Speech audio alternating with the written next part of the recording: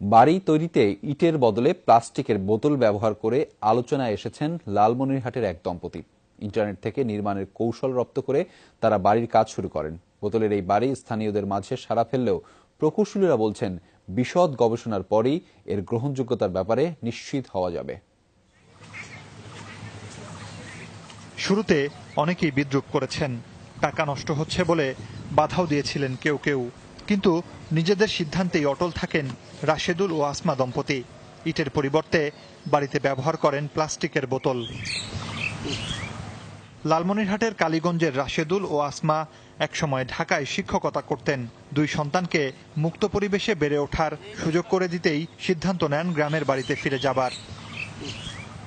গ্রামে গিয়ে বাড়ি করার সময় তারা ব্যতিক্রমী কিছু করার কথা ভাবেন। ইন্টারনেটে জানতে পারেন বোতল দিয়ে বাড়ি তৈরির বিষয়টি। এই বাড়িটা কম খরচেই তৈরি করা যায়, যে ইটের বিল্ডিং এর প্রায় 40% কম খরচে তৈরি করা যাবে। 9 মাত্রার ভূমিকম্পেও নাকি এটা নষ্ট হবে না, জাপানিদের এটা কালেকশন। সবচেয়ে বড়, এটা 100 বছর গেলেও পচবে না, যেহেতু প্লাস্টিক পচে না। তো এই আপনার ইটা তো পচনশীল। এরই মধ্যে বোতল দিয়ে বাড়ি তৈরি করায় হইচই পড়ে গেছে পুরো এলাকায়। কি ব্যাপার, আজব কারবার। অনেকজনে ভিড় করে, খুব ভালো লাগে দেখে, আশপাশ অনেকজন আসে। মনে হচ্ছে যে এটা একটি সুন্দর এবং মনোরম, এবং সত্যি তার ধারণাটা এটা সফল হবে। প্লাস্টিকের বোতল ব্যবহারের বৈজ্ঞানিক ব্যাখ্যা এখনো জানা নেই স্থানীয় প্রকৌশলীদের।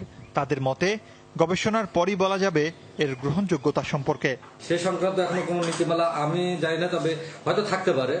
এটা নিয়ে ডিটেলস আলোচনা করে ব্যবহার করলে ইটের যে পরিমাণ বা ইটের যে ক্ষতিটা হচ্ছে বাংলাদেশে ইট ব্যবহারের ফলে, সেটা থেকে বাংলাদেশ অনেক পরিবেশ দূষণ থেকে বের হয়ে আসবে।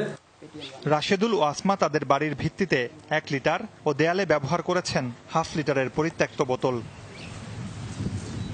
মুর্শিদুজ্জামান হিমু, যমুনা নিউজ।